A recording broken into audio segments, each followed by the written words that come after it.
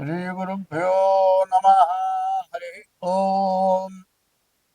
श्रीमहागणाधिपतये नमः। श्रीमहासरस्वत्यै नमः। श्रीगुरुभ्यो नमः। हरि ओम।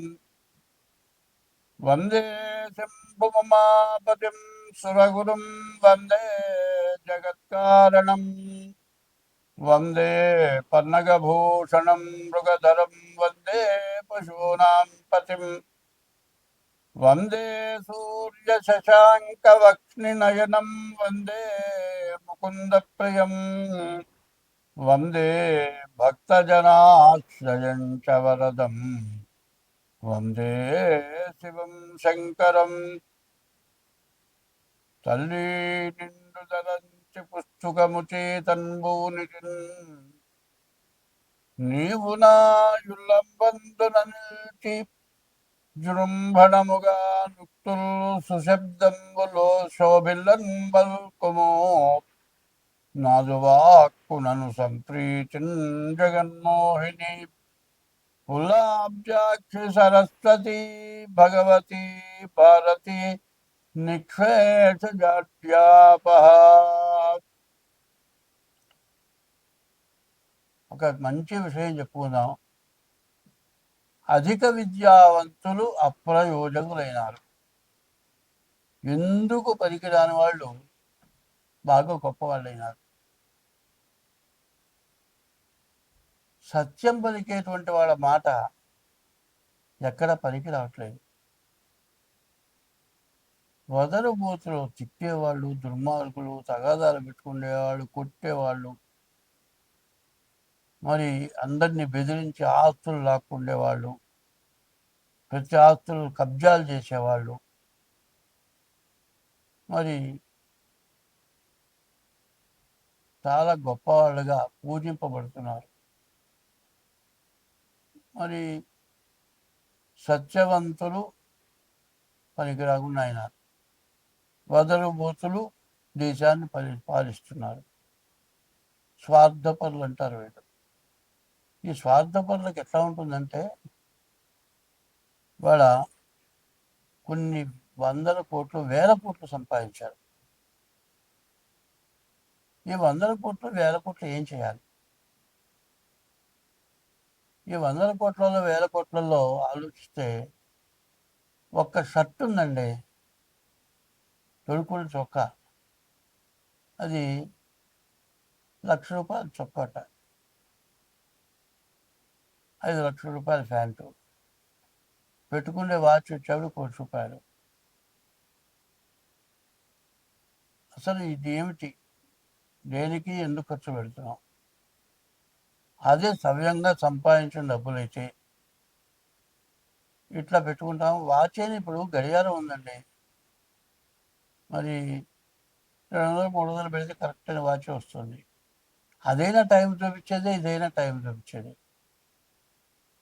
మరి గొప్పగా ఉండటం కోసమని ఇట్లాంటివి చేయటం ఎక్కువ అవుతుంది. మరి ఇట్లాంటి వాటి వల్ల వచ్చే ప్రయోజనం ఏమిటి? ఒకళ్ళకంటే ఒకళ్ళు ఎక్కువ చేయాలి. ఒకప్పుడు మరి జయలలిత కొడుకు పెళ్ళకి బంగారపు శుభలేఖ అందరికీ పంచింది. బంగారపు శుభలేఖ, ఒక శుభలేఖ కొన్ని లక్షలు అయిందిట. మరి ఇది ఎందుకు చేస్తున్నారు అనేది ఆలోచన కావాలి. కొంతమంది ఉన్నారు తిరుపతిలో ఏం చెబుతున్నారు, హుండీలో డబ్బులు వేయొద్దయ్యా అని చెబుతున్నారు. ఎందుకంటే హుండీలో డబ్బులు వేయొద్దంటే, దేవుడికి ఏమన్నా ఉపయోగపడుతుందంటే ఏమి ఉపయోగపడాలి దేవుడికి? మరి లడ్డు కూడా కొంతమంది దాతలు ఉన్నారు, అన్నదానానికి దాతలు ఉన్నారు, పూలకి దాతలు ఉన్నారు, అన్నిటికీ దాతలు ఉన్నారు. ఇవి వచ్చే డబ్బులు ఏమైపోతున్నాయి?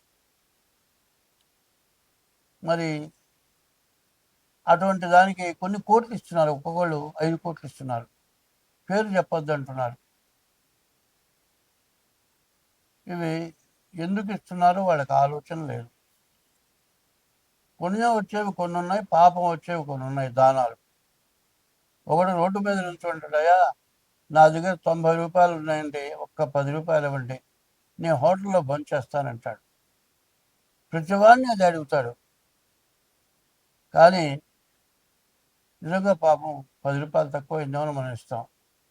ఇట్లా ప్రతి వాళ్ళని 10 రూపాయలు అడుగుతాడు, పోగు చేసుకుంటాడు, ఇంటికి వెళ్తాడు.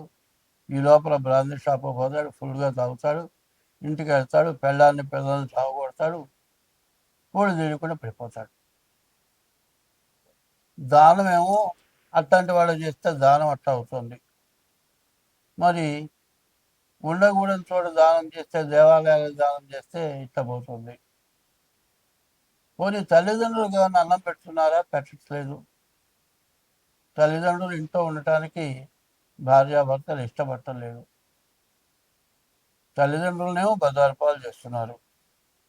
కొంతమంది ఏం చేస్తున్నారు, పెళ్లి చేసుకున్న తర్వాత భార్యతో పాటు కొన్నాళ్ళు కలిసి ఉన్న తర్వాత 2-3 పిల్లలు పుట్టిన తర్వాత ఆమె శక్తి ఉడిగిపోతుంది. ఎందుకంటే ఒక సంతానం కలిగేటప్పటికే మరి వయసులో ఉన్నటువంటి శక్తి తగ్గిపోతుంది.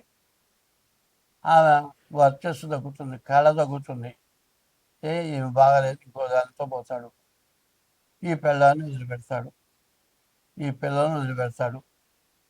వాడు పోతాడు, ఇంకో దాంతో తిరుగుతాడు. చివరిలో దాన్ని పెళ్లి చేసుకుంటాడు. ఇక పెళ్ళాం మొహం చూడు, పిల్లల మొహం చూడు, తల్లిదండ్రుల మొహం చూడడు. చివరికి ఈ పిల్ల తల్లిదండ్రులు ఏం చేస్తారు, చూస్తారు. వీడి పిల్లల్ని వీడి తల్లిదండ్రులకు ఒప్పచెప్పేసి ఈ పిల్లల్ని తీసుకెళ్ళి వేరే పెళ్లి చేస్తారు.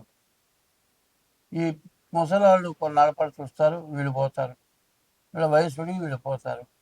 ఈ పిల్లలు అనాథ శరణాలయానికి వెళ్ళిపోతారు. కొంతమంది ముసలివాళ్ళు వృద్ధాశ్రమాలకి అనాథ శరణాలయానికి వస్తున్నారు. మరి ఈ పనులు ఎందుకు చేస్తున్నారు?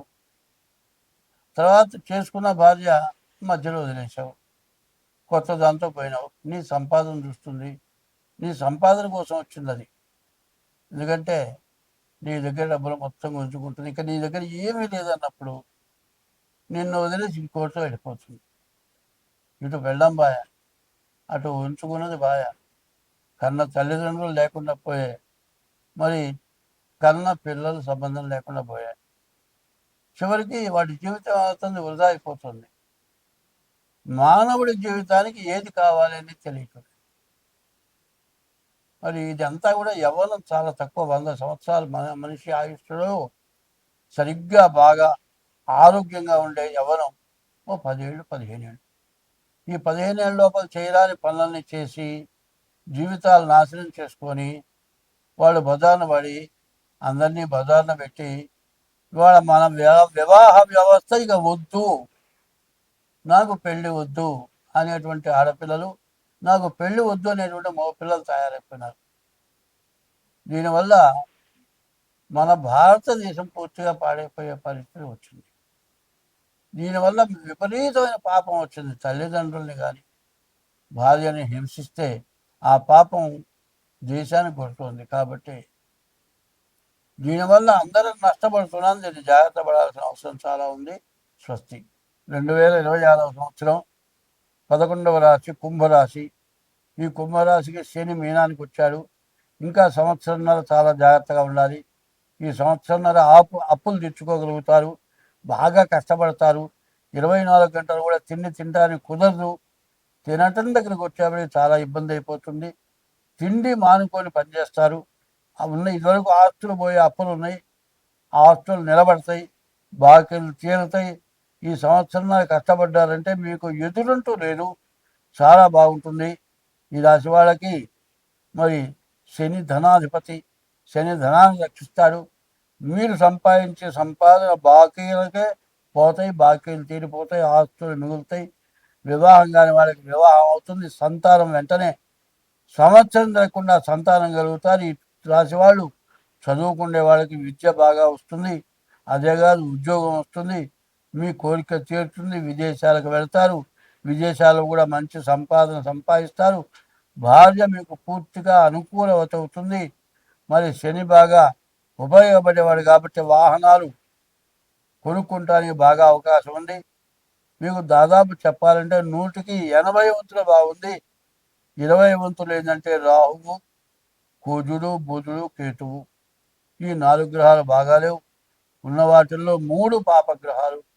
3 పాపగ్రహాల్లో ఒక్క గ్రహం చాలు మనల్ని పనికి రాకుండా చేయటానికి. కాబట్టి ఏలినాటి శని చివరి భాగం సంవత్సరంన్నర, 6 సంవత్సరాలు కష్టపడ్డారు. ఈ సంవత్సరంన్నర కనుక జాగ్రత్త పడితే మీరు బయటపడతారు. మీరు తప్పనిసరిగా శివాలయానికి వెళ్ళండి. మారేడు జలాలతో శివుణ్ణి పూజించండి.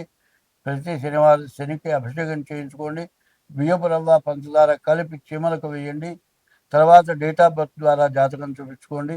మీకు అన్ని విధాలా బాగుంటుంది.